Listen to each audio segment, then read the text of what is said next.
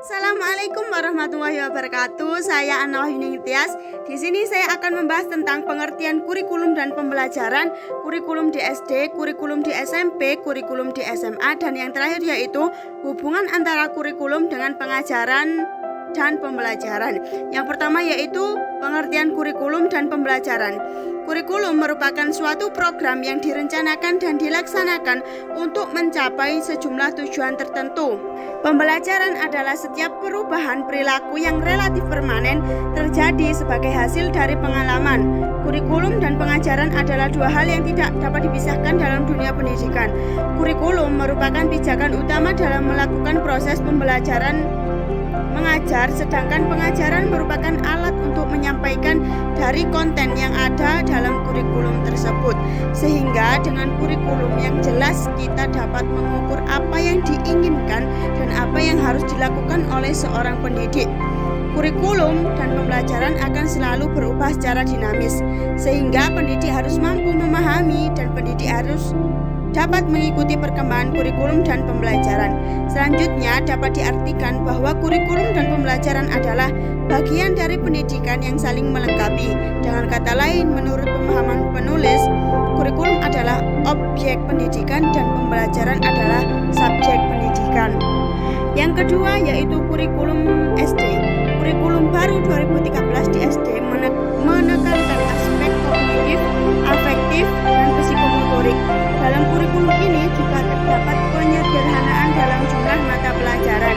Jika selama ini siswa SD harus mempelajari 11 mata pelajaran, dalam kurikulum pendidikan yang baru disederhanakan hanya tinggal 7. Ketujuh mata pelajaran dalam kurikulum pendidikan baru di SD tersebut adalah pendidikan agama, pendidikan Pancasila dan kewarganegaraan, bahasa Indonesia, matematika, pengetahuan umum, kesenian, dan pendidikan jasmani dan olahraga kesehatan atau PJOK. Selain perubahan dalam jumlah mata pelajaran, kurikulum ini menyebabkan pembelajaran secara tematik bukan hanya dilakukan pada kelas rendah saja, namun juga pada kelas tinggi. Untuk kurikulum baru, anak-anak SD tidak lagi mempelajari masing-masing mata pelajaran secara terpisah. Pembelajaran berbasis tematik integratif yang diterapkan pada tingkat pendidikan dasar ini menyuguhkan proses belajar berdasarkan tema untuk kemudian dikombinasikan dengan mata pelajaran yang ada.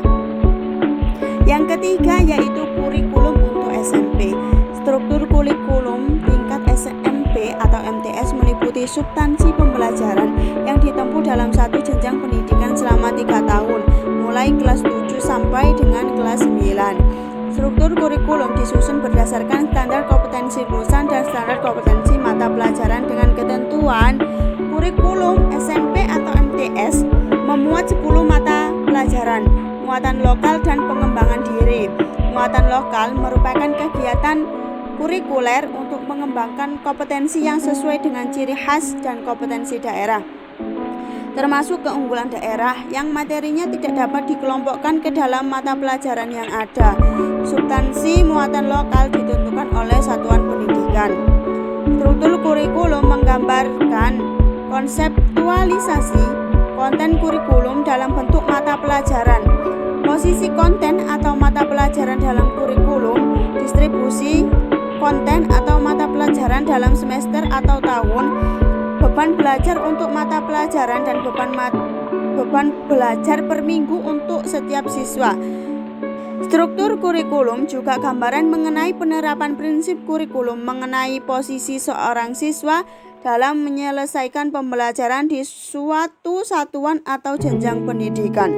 Dalam struktur kurikulum menggambarkan ide kurikulum mengenai posisi belajar seorang siswa, yaitu apakah mereka harus menyelesaikan seluruh mata pelajaran yang tercantum dalam struktur ataukah kurikulum memberi kesempatan kepada siswa untuk berbagai pilihan.